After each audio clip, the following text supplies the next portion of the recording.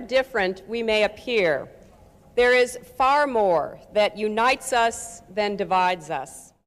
On September 5, 1995, Hillary Clinton gave her powerful speech entitled "Women's Rights are Human Rights" at the 4th United Nations World Conference on Women in Beijing. This conference is meant to bring together leaders and citizens from nations around the world in order to discuss the situation of international women's rights. At the time of this speech, there were many urgent women's rights abuses occurring across the world, including the burning of brides in India, the use of rape as a war tactic in Bosnia, and the forced sterilization and abortions of women and killing of baby girls in China due to the one-child policy. Even now, in the late 20th century, the rape of women continues to be used as an instrument of armed conflict. Women and children make up a large majority of the world's refugees, and when women are excluded from the political process, they become even more vulnerable to abuse. Hillary Clinton is well known internationally as an important advocate for women's rights. She has served as the 67th United States Secretary of State, U.S. Senator. Clinton is the only First Lady ever to run for president. In the 2008 presidential election, Hillary Clinton ran for the Democratic presidential nomination, representing the most successful female candidate in U.S. presidential elections in history.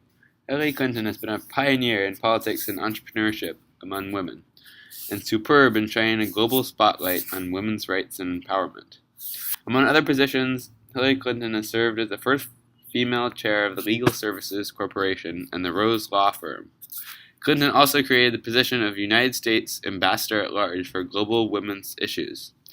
Her dedication to women's rights and gender equality across the globe has been exemplary throughout her illustrious career. Let this conference be our and the world's call to action. Let us heed that call so we can create a world in which every woman is treated with respect and dignity.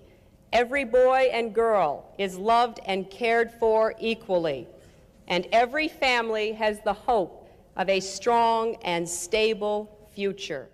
The United Nations Fourth World Conference on Women was indeed a call to action. Leaders in women's rights from 189 countries came together in this conference and successfully created the Beijing Declaration and Platform for Action, an important document in protecting women's rights.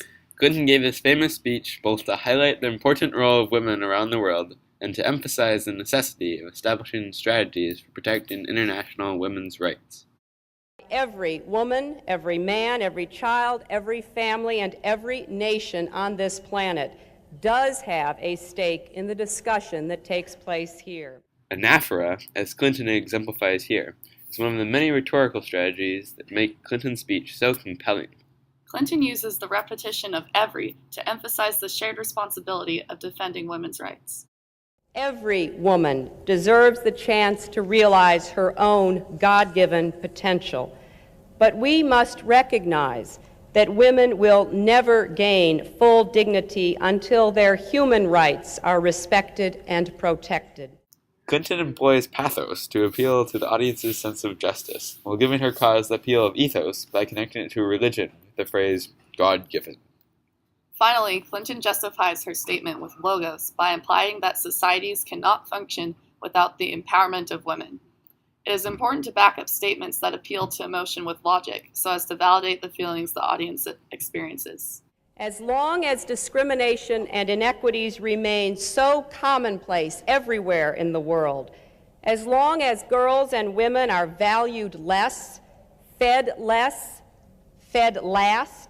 overworked, underpaid, not schooled, subjected to violence in and outside their homes, the potential of the human family to create a peaceful, prosperous world will not be realized.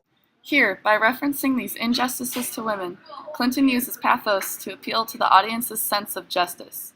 She backs up this feeling with a logical appeal to the audience's desire for a more functional, prosperous society.